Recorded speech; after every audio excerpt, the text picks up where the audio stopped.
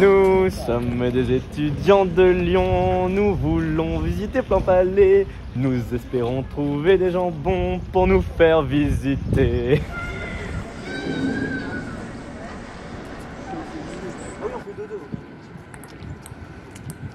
Et je suis là en économie et management à l'université.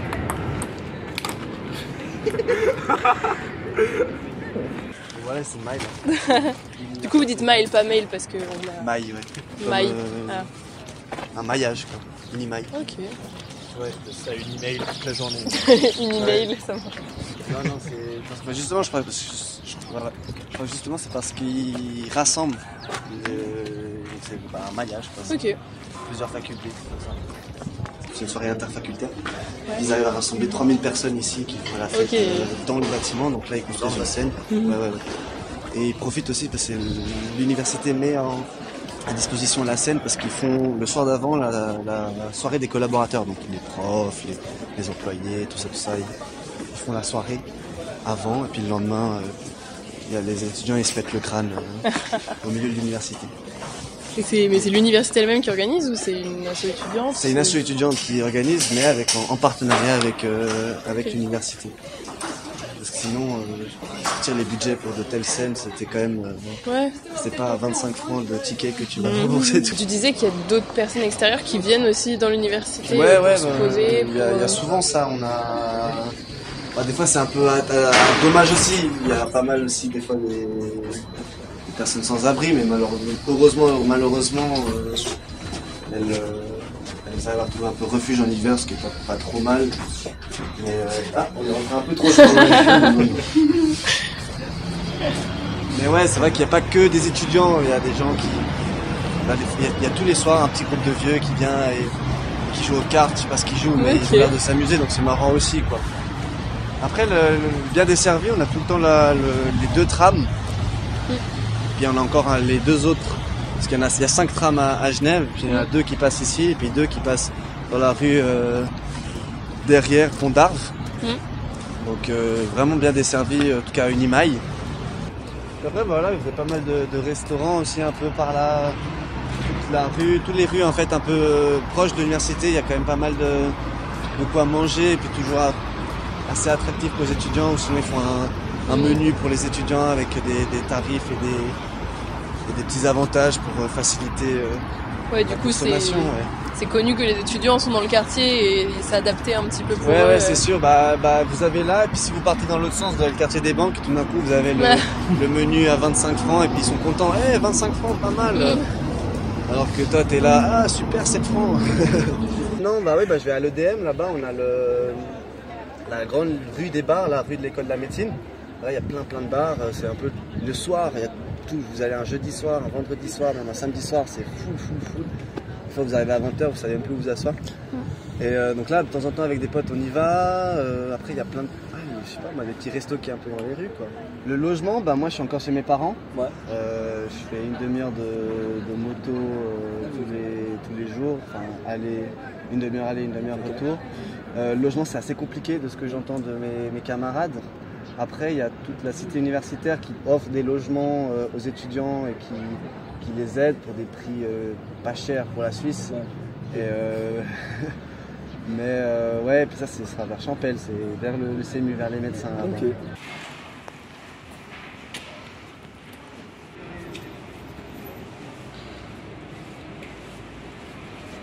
Tu cours dans la vieille ville et puis là il y a une passion, c'est rempli, c'est magnifique de voir autant de gens dans la ville.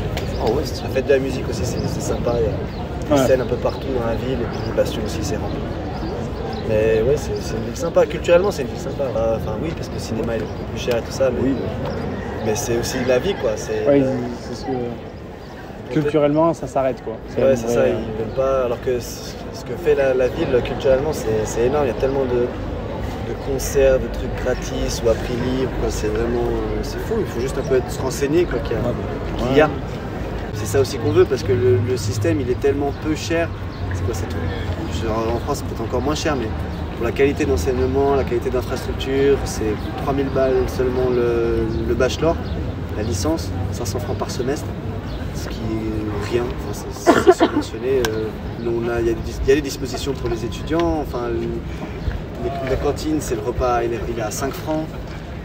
Mais ça, c'est parce qu'il y a des associations étudiantes qui se sont battues. Il y a 2 ans, non, 2 ou 3 ans, ils avaient fait un blocus dans l'université. Ils faisaient une sorte de soupe populaire pour qu'ils baissent les tarots. Ils voulaient des repas à 3 francs, mais ça, c'est intenable. Enfin, c'est des sociétés privées qui gèrent les cantines. C'est pas l'université qui subventionne. Mais, du coup, là, elle subventionne le repas à 5. Mais le reste, après, en général, c'était 10. Et puis 10, c'est déjà bien de manger pour 10 ici en Suisse. Donc, le repas normal, classique, voilà, tu vas pas non plus sur un super resto, mais c'est 20 francs. Un menu du jour, c'est 20 francs et puis t'es content. Allez, bah merci beaucoup. Parfait, c'est avec plaisir. Et quand tu veux pour la revanche?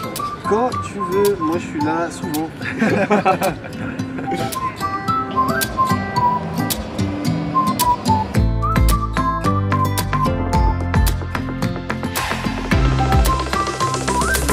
L'ancien ruisseau qui a été canalisé, on l'entend encore à un moment donné, et qui a donné le nom au quartier des Grottes.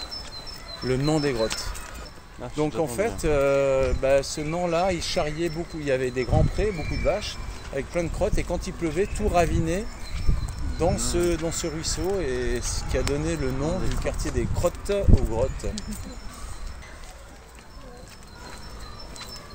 Vous êtes ici, dans la place Jacques Gruet, rebaptisée par les habitants, avec cet épitaphe, là, un épitaphe, mais voilà, cette phrase tirée du Seigneur des Anneaux, et en fait qui illustre un peu le combat des habitants répété depuis les années 80-85, je vous ai expliqué tout à l'heure, sur un lit de légitimité de spéculation immobilière assez grossière et vulgaire. Les habitants se sont organisés pour occuper des immeubles, pour en faire des lieux de vie, des lieux d'expérience, mais avant tout juste un lieu d'habitation. On appelle ça tiers-lieu en France, mais avant il y avait une pétée de squats ici, et pas des squats avec de la difficulté sociale. Moi j'ai vu des squats en France où des fois c'est rude, quoi. Là c'était des squats, il y avait un squat plutôt hip-hop, des squats culturels. Et l'îlot 13, ça a été peut-être 10-15 ans après. Pas mal d'immeubles se sont fait occuper, ils sont rénovés par les habitants eux-mêmes, ou sinon détruits avec un autre projet. Mais c'est un îlot, c'est un peu un îlot d'Astérix. Le sociologue Luca Pataroni parle de zone poreuse. Vous vous baladez, est-ce que c'est la ville qui entretient, est-ce que c'est les habitants, comment ils s'organisent, on ne sait pas trop. Ce qui donne un côté quand même un peu berlinois, un peu bohème. Parce que tu pouvais vraiment vivre du matin au soir, jusqu'à très tard le soir, vivre dans ce monde-là. Vraiment, des petites buvettes alternatives, solidaires et tout. Il n'y avait que ça, tu vivais là. C'était le véritable mot vie alternative. Mais on habitait chez les autres quand même. Voilà. Donc c'était pas très pérenne non plus. Et puis voilà. Et puis l'autre côté, c'est qu'on était vraiment dans l'entre-soi total.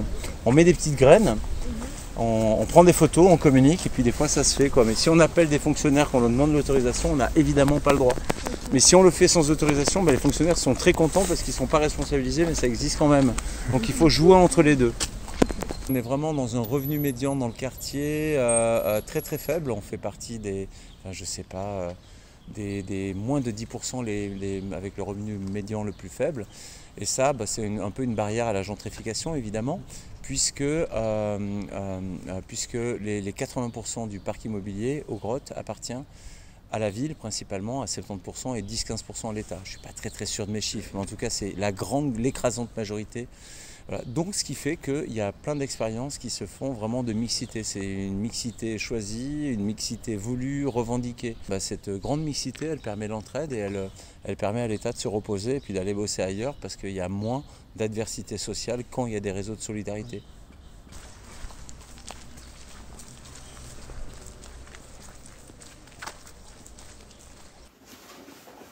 Pourquoi vous avez choisi de vous implanter dans ce quartier-là? Il y a eu une histoire queer du lieu? Alors, le quartier des Paquis, il est cosmopolite, hétéroclite, multicouche sociale. Il y a un peu de tout. C'est un quartier qui est hyper vivant. Il y a du travail du sexe. En tout cas, je ne sais pas si on est accepté, mais en tout cas, on est toléré. Est-ce qu'il y a un quartier qui est un peu identifié LGBT à Genève, ou est-ce que c'est assez... Alors, par ici, il y en avait pas mal. Maintenant, c'est comme dans plein de grandes villes, ça se réduit à peau de chagrin. Les établissements, là, il en reste 3.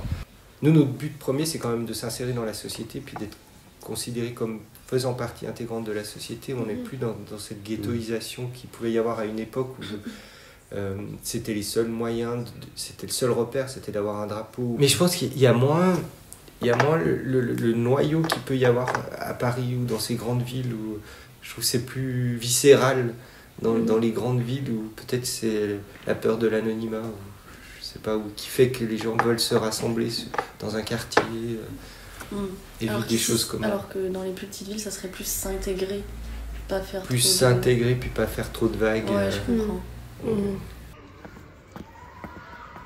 Je travaille du coup à l'association L'Estime, qui est une association lesbienne et féministe à Genève, qui existe depuis 30 ans maintenant. Justement pour le côté queer, c'est assez cool parce que comme c'est assez petit, alors c'est difficile d'entrer dedans, mais une fois qu'on est dans le milieu et tout, on connaît vite un peu des gens et on c'est un peu quoi, moi je me sens bien. Je trouve que ce qui est un peu complexe à Genève, c'est que c'est un peu tout en sous-jacent. C'est un peu tout caché, donc du coup il n'y a pas vraiment genre le quartier queer. Il y a le phare, l'un des seuls bars LGBTQIA+ de Genève. C'est vrai qu'en France, il y a un peu ce truc de grande revendication dans l'espace public. On a tendance à mettre des drapeaux partout, à recouvrir les locaux d'arc-en-ciel. Ici, on a l'impression que c'est pas trop ça. Tu dirais que c'est une mentalité suisse, genevoise Ouais, c'est intéressant. En fait, je navigue aussi dans pas mal de groupes militants radicaux où justement on est pour la visibilité. Là, le 26 avril, ce sera la journée de visibilité lesbienne. Il y a des choses qui sont en train d'être mises en place avec des manifestations, donc il y a quand même une volonté de se montrer et d'être vindicatif et vindicative. Mais effectivement, quand je pense aux locaux, je vois pas trop de gros drapeaux. L'Estime, c'est assez discret. Hein. Il y a un gros souci d'accès au logement en fait, à Genève. Et du coup, il y a beaucoup de groupes anticapitalistes queer qui revendiquent l'accès à la ville et qui font des occupations parce qu'il y a un gros historique de squat à Genève, donc ça persiste encore un petit peu.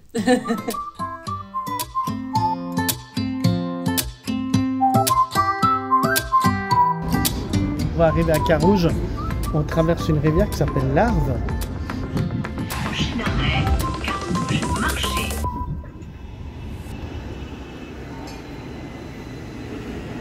Vous savez, Genève a été une ville calviniste. Il y avait Jean Calvin, un célèbre évangéliste, qui gouvernait Genève et qui le menait vraiment d'une main de fer. Et à Genève, par exemple, c'était interdit de rire dans la rue. Ah bon? Ouais, donc les protestants étaient très rigoureux. Tandis que Carouge, c'est resté une ville sarde. C'est en plan italien, sarde. Carouge, c'était une ville de divertissement et de dévergondage. Donc les Genevois qui tiraient la gueule de l'autre côté du pont, ils venaient se dévergonder à Carouge. Oui.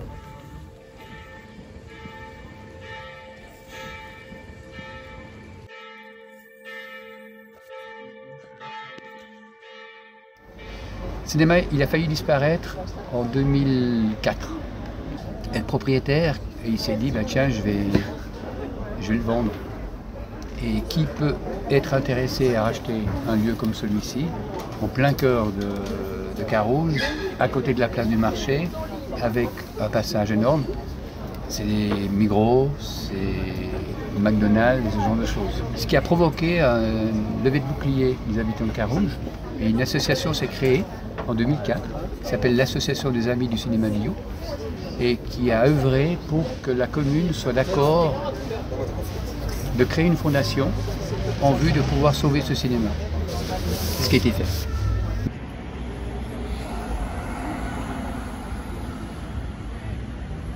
Ce qu'il faut savoir, c'est que la pétanque, je dirais, tout le monde peut faire de la pétanque au jour d'aujourd'hui. C'est un sport, on va dire, relativement bon marché comparé à du golf ou d'autres choses, du tennis. D'accord. Donc, ça peut toucher plus de classes sociales qui ont moins de budget. Au jour d'aujourd'hui, il faut que les jeunes puissent, les jeunes et moins jeunes bien sûr, mais particulièrement nos jeunes, on doit leur donner la possibilité de pouvoir faire du sport, de pouvoir trouver quelque chose qui leur convienne, d'accord, pour évoluer dans leur vie, quoi. D'accord. Et effectivement, je pense que la commune, au jour d'aujourd'hui, met tout en œuvre pour vraiment avoir une dynamique au niveau sportif.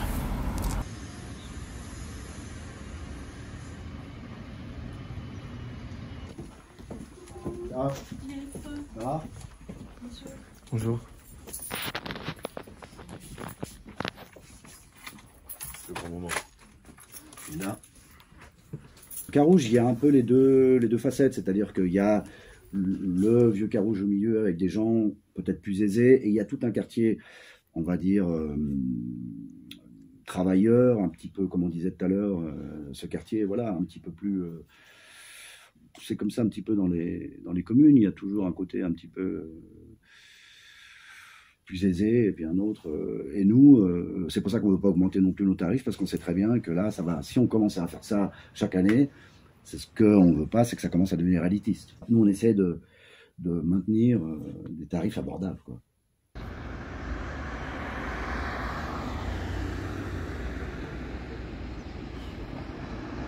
D'ailleurs, beaucoup de monde aimerait habiter à Carouge.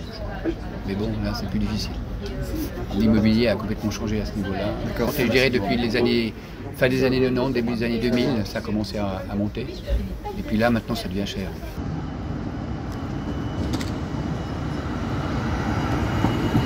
Carouge, c'est une ville populaire. Enfin, c'était une ville hyper populaire.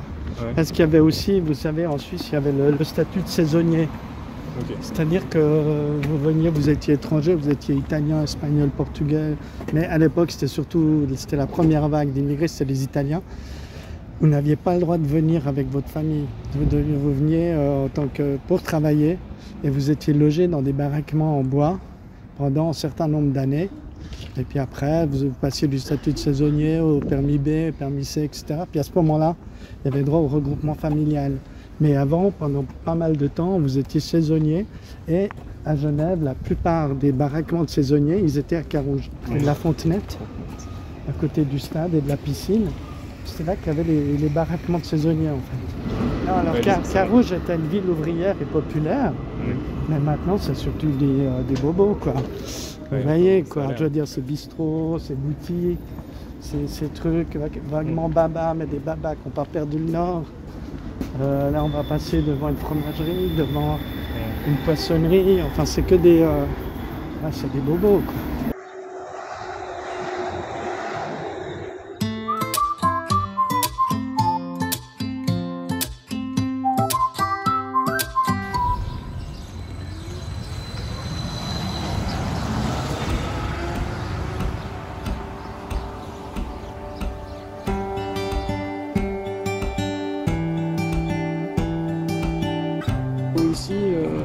Ici, on se fait encore réveiller le matin au chant des oiseaux. Et ici, vous n'avez pas que des gens qui ont des maisons. Ici, vous voyez bien, on est entouré d'HLM, vous avez des gens qui ont des salaires moyens. Mais c'est pas pour ça que ces gens-là, il faut les mettre de côté. Enfin, on met pas ces gens-là de côté, justement.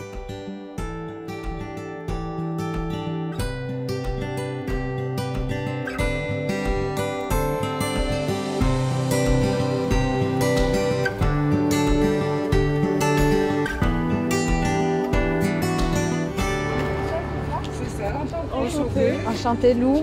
Ornella. Je crois qu'on est censé parler d'un poulailler. Ouais. Oui. Donc on va gentiment se diriger vers ce poulailler. Super. Je pense que c'est ce qu'il y a de mieux à faire. Je suis mère au foyer et puis partisane active de mon quartier. Vous habitez le quartier, vous? J'habite exactement cette grande tour. Ok. Ça c'est le café communautaire, donc c'est là où on va quand on a un projet. Ok, et vous vous réunissez? C'est ici qu'on se présente, puis qu'on met en place tous ces projets urbains, on va dire. On voit plutôt, enfin, le bout du tunnel. Oui. Ouais. Oui, il manque les poules et les... Ah bah oui, les poules... Mais c'est tout. Voilà, elles ne devraient pas tarder, c'est par rapport surtout aux éleveurs et au type de poules qu'on recherche, donc voilà. Et ce poulailler, il est fait à but éducatif, qu'on soit clair. Là, c'est essentiellement un chantier qui a été fait par et pour les habitants de Genève. Il va servir à faire venir les écoles, faire venir les associations. Là, en ce moment, tout le terrain qui va être là va être transformé en ferme agricole. Celui-ci là? Oui, Ok. tout le terrain que vous voyez là derrière, il va être transformé et puis il va devenir, c'est un futur projet. Trop bien. Il devrait commencer à se mettre en place entre la fin de cet été et le début de l'année prochaine. Ça va dépendre, c'est le conseil qui décidera. Ouais. Mais voilà, le but ici, c'est de faire une ferme urbaine, Ok. vraiment. Voilà, pour montrer aux gens comment ça se passe, que les légumes ne poussent pas dans du plastique et dans les supermarchés. Voilà. Vous avez Nicole qui est avec son mari, ils ont une entreprise bien à eux. Ok. On a Catherine qui elle est biologiste chimiste, voilà. C'est un étudiant ingénieur qui nous a fait Trop bien. ces plans, qui nous a dessiné l'intérieur, qui nous a, voilà. Ça fait 12 ans que vous êtes là? Oui. Enfin, tout cet oui. engouement Oui, associatif. oui. Tout à fait, on l'a vu changer, le fait de participer, de se mêler aussi, d'avoir le courage de sortir de la maison. Ouais. De dire on franchit le pas et puis on va voir ce qui se passe. Et puis on tombe sur voilà, Des un gens café, qui voilà, sont aussi, on tombe sur un café communautaire qui vous plaît bien et puis voilà, on percute avec des gens et on parle, on discute et ça ramène plein de projets. Radicalement changer, ce serait difficile. Ben oui, de continuer par contre à faire évoluer Honnay dans un esprit un peu plus écologique, un peu plus éco-responsable, des choses comme ça. Voilà, pour que les gens ils prennent soin de ce qu'ils ont. L'environnement, c'est important. Après, des projets, vous pouvez en avoir 50 000, ça va dépendre. Voilà, si c'est quelqu'un qui veut me poser du béton, je vais peut-être pas être forcément ravi. Je ne sais pas si vous êtes au courant de différentes communautés. Il se passe ici, comme on vous dit, avec, par intermédiaire de la maison du quartier puis de la mairie, mais il se passe énormément d'événements sur Honnay, où on a beaucoup de clubs et d'associations qui sont représentés.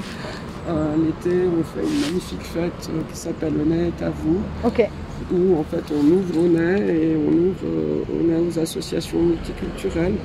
Donc en fait on est représenté sur un festival qui dure 3 semaines. Trop bien. Donc on est représenté au niveau des associations, et de toutes les associations onnaisiennes. Ces projets doivent être mis en commun. En discussion. Voilà. Et est-ce que vous appelez ça des projets participatifs? Oui, on peut tout à fait appeler ça des projets participatifs, tout à fait. Ok. Ça à tous les niveaux de... Et à tous les niveaux, et tous les niveaux d'intérêt. On n'est pas fermé, que ce soit culturel ou technique. Hein. Ouais. Voilà, on peut tous apporter quelque chose, c'est le but du jeu.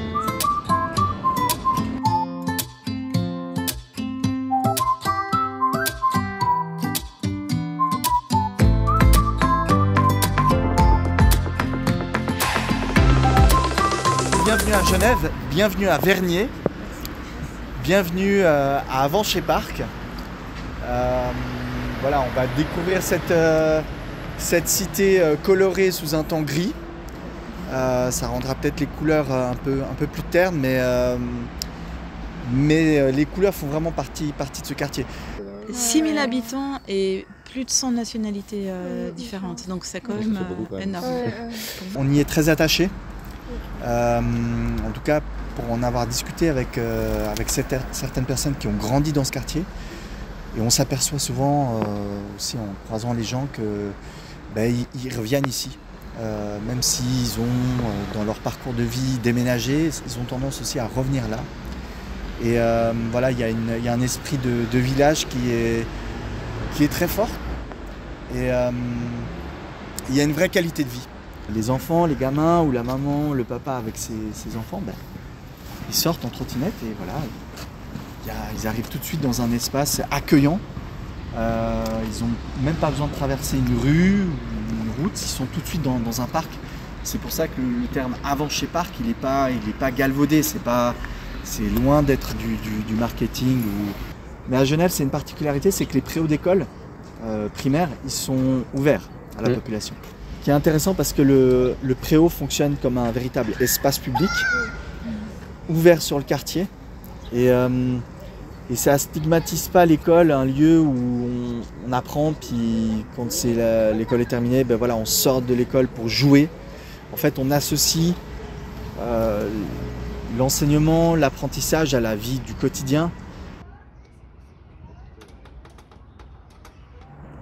Donc la maison de quartier des Avanchais, on fête cette année les 50 ans de la maison de quartier. Ça fait 50 ans qu'elle existe. Et là, à l'heure actuelle, elle s'adresse vraiment à toutes les tranches d'âge de la population. La ville met beaucoup d'argent pour permettre aux habitants de proposer des projets dans un but d'amélioration de leur vie, de qualité de vie, dans un but de cohésion sociale. Et puis, il y a quand même beaucoup de choses qui peuvent être réalisées grâce à cet argent. Et puis qui contribuent au bien-être du quartier. Donc, il y a plein de belles choses, je dirais, pour ce quartier. Et puis, à mon avis, c'est aussi grâce à ça que ça se passe bien globalement. Mais du coup, on a aussi la boîte à rythme, où là, en fait, c'est un espace dédié plutôt aux jeunes pour des projets artistiques, où ils peuvent enregistrer, il y a des ateliers son, ou alors ils peuvent enregistrer ou se rencontrer pour uniquement des projets artistiques. Issus de ça, il y a des grands talents qui sont sortis des Avanchais. Okay. Vous avez peut-être vu, voilà. Ouais. Makala, Kenzie, notamment, pour ne pas les nommer. Ouais. Il y a des associations culturelles différentes, diverses et variées, comme l'association albanaise, il y a beaucoup d'Albanais aux Avanchais. Il y a des Kurdes, il y a des Portugais, il y a Culture Essence, donc qui regroupe différents pays d'Afrique. Et il y a différents cours durant la semaine, yoga, il y a poterie. C'est tous des cours en fait qui ont été demandés ou proposés par des habitants, que nous on soutient, mais qu'après ils sont assez autonomes dans la réalisation. Au sein de la ludothèque, les lundis après-midi, il y a un espace dédié aux seniors. En fait, ils jouent aux cartes. Et en fait, au sein des Avanchais, il y a plein d'endroits comme ça, c'est vraiment chouette pour eux. Chaque jour, pratiquement, il y a un moment différent pour eux, un espace où ils peuvent se retrouver. Au sein de ces bâtiments, il y a un espace qui appartient à la maison de quartier dans lequel on laisse nos affaires de stockage.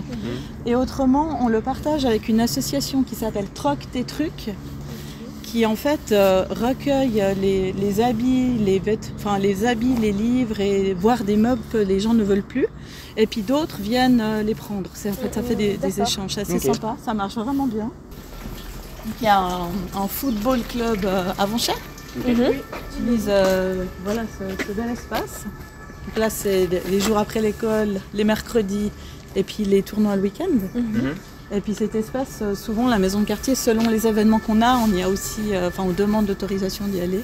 Surtout quand, à l'occasion des fêtes, en fait, qu'on fait la fête de l'escalade et la fête qu'on va bientôt faire, on se met tous ensemble et on utilise tous les espaces en fait au sein du quartier. Malgré toute la pub qu'on fait, on s'est rendu compte que les gens avaient de la peine à venir jusqu'à nous, comme si c'était loin pour eux.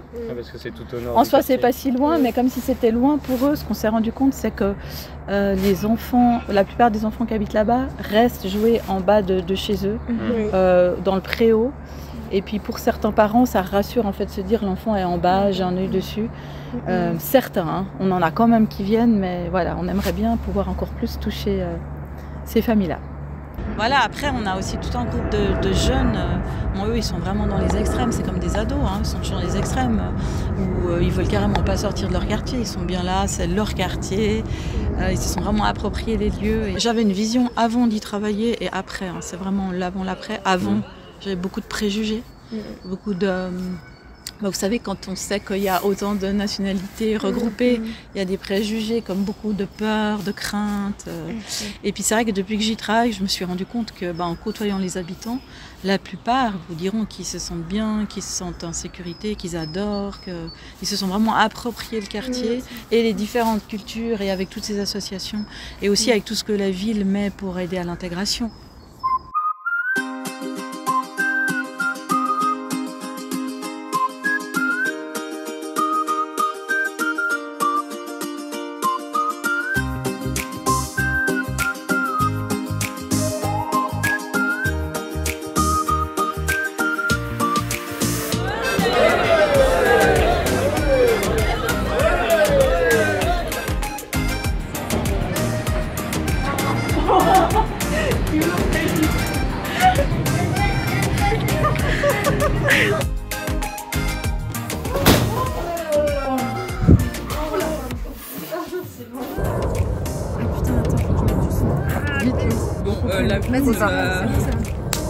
Refais le clap parce que j'étais pas sûre.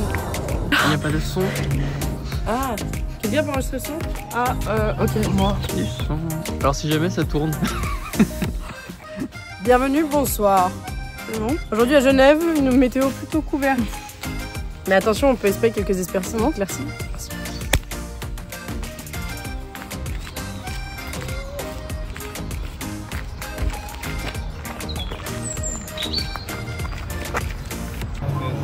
Franchement, un bon plan. Comme ça, c'est mal. Ça, c'est un super plan. Pas ouf, pas ouf. Ouais, Ah, je c'est un suis cul, pas hein. sûr. Vas-y, retourne. Clac, je te passe devant. Et là.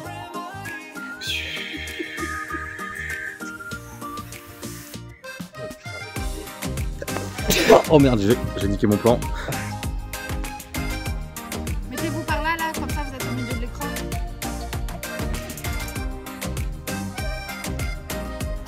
Voilà.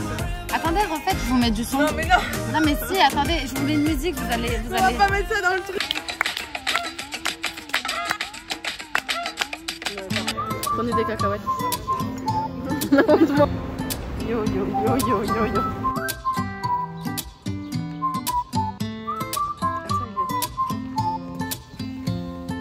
Coucou. Ma gueule. Le cake.